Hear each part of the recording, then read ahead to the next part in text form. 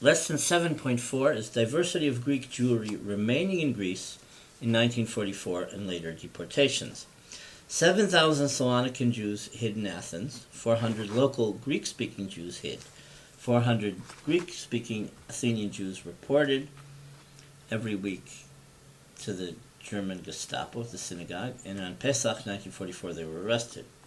The Jews of Thessaly hid in the mountains.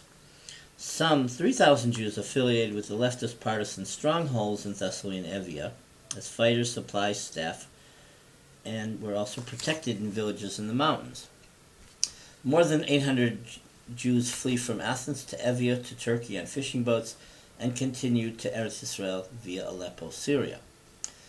So there are many different populations here and many different ways Jews survived. Jewish Eretz Israel British soldiers defeated in the Peloponnese and Crete, stranded in Greece, and provided shelter in monasteries. Archbishop Damaskinos provides Jews protection in monasteries. Fictitious arranged marriages with Christians were arranged in order to save Jews. Jews were also given false baptismal papers. 25 Jews escaped forced labor in Thebes. Most of the Jews, there were young Jews from Athens sent for labor, and then they were deported to Auschwitz. But there wasn't a lot of guarding of the camp, so if you were daring, you could escape. And then those who escaped later hid or joined the partisans. 17 Jews from Salonika hid on the island of Skopelos. Athenian Rabbi Barzillai fled to Karpenisi and calls for Greek Jewry to avoid arrest and deportation by hiding or joining the resistance. At the same time all this was happening, and it's all dangerous, and the Germans are everywhere and looking for Jews and hiding everywhere, a German Jew called the Tenor, because he had a high voice, sits inconspicuously in his apartment in Athens with a shortwave radio and coordinates illegal immigration to Eretz Israel. The Jews of Yanina were arrested, as well as the Jews of Athens, on Passover, March 24, 1944. Here's a picture of after they're paraded in the streets, they're taken by the lake, and they're waiting for trucks to take them to Larissa, and then they're going to be sent to Auschwitz. The deportation of Jews of Crete and their bombing by the British Air Force off Santorini. Early in the morning of June 9th, 1944, the Greek freighter Tanais, which was carrying the entire Jewish community of Crete from Chania, Iraklion, and Rethymnon, was attacked northeast of the port of Piraeus. It was actually by Santorini. Within 15 minutes, the ship, which the German occupiers of Crete were using to transport the Jews to the Greek mainland for deportation, probably to Treblinka, I actually think to Auschwitz, disappeared beneath the surface. None of the 265 passengers survived. Also on board were a number of Greek resistance members and primarily Italian prisoners of war. Actually, I took this from a source, but I think there were about 800 Italian prisoners of war. All of them died when the Teneos boat went down. Deportation of the Jews of Corfu. At the dawn of World War II, the Jewish community of Corfu numbered 2,000, most of them young children and the elderly. On June 10th, 1944, 4 days after the bombing of Normandy, with the end of the war in sight, the Jews of Corfu were rounded up to be deported off the island.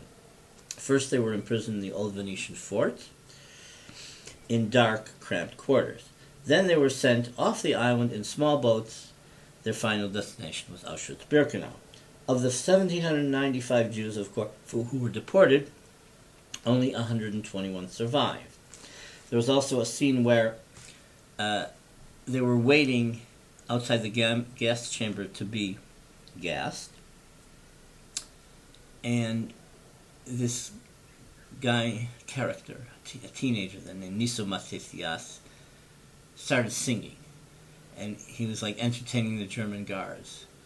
And in precarious Auschwitz, he said to this German soldier, "Go get me a violin."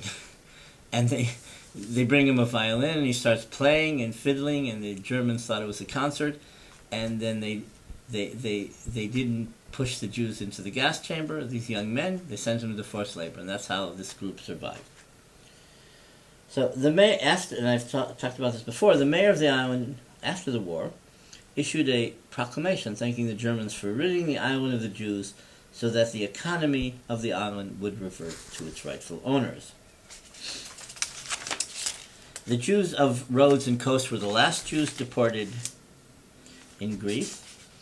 This is a 1943 photo of a young Rhodian Jewish boy of the Angel family wearing the Star of David on the lapel of his coat. The Jews of Rhodes were not required to wear the star.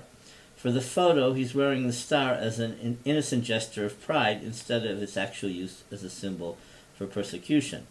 Tragically, the boy was deported the following year to Auschwitz, where he was murdered along with 1,700 Jews of Rhodes. The photo is from Miru Al-Kana, who was a hero. She was deported to Auschwitz, and in the death march, she pushed through and helped and assisted a lot of Rhodian women survive. Miru was a very tough woman. I interviewed her for Spielberg. On July 18th, 1944, the male Jews of Rhodes, aged 16 and older, were ordered by the German military commanders to appear the following morning with their identity cards and work permits at the Air Force Command Center. The tactic of requiring the work permits tricked the Jews into thinking they were being summoned for a work camp. The next morning, after the men were assembled, they were brutally beaten, and threatened by the German soldiers, who proceeded to take away the identity cards and work permits and herded the Jews into the basement of the building. On July 19th, the remaining Jewish women and children were also ordered to appear the following day with their valuables under threat of death. They had no choice but to obey, and once entrapped, their belongings were stripped away. It was said that Kurt Waldheim, the head of the UN, who was in the Wehrmacht, an intelligence unit, had visited and demanded the Jews given gold, and that there was a picture of him arriving by plane and talking to Kleeman, the German commander. The Turkish young consul, who was 29, named Salahaldin Ülkemen, he rescued 45 people as Turkish consul. So as Turkish men weren't allowed to keep their citizenship, only the women. So only 15 actually were Turkish, but he also used his will and diplomatic status for the men to be also taken out of the camp, as well as the children. So that's how the number actually became 46 and not 15. On July 23rd, the 1,673 Jews were ordered to march to the port, where they were boarded onto 3 crowded boats. On that sad day, a centuries-old Jewish community had ceased to exist. On July 23, 1944, the Jews of Rhodes and the neighboring island of Kos were sent by boat to the Greek mainland. Crammed together in the hot summer sun, without food or water, 23 Jews died on the voyage to the mainland. I think that's a little high, but there were older Jews that died. Those who survived were incarcerated in the SS-operated transit camp Haidari in Piraeus, and then deported to Auschwitz-Birkenau. Only 151 Jews from Rhodes survived the Holocaust.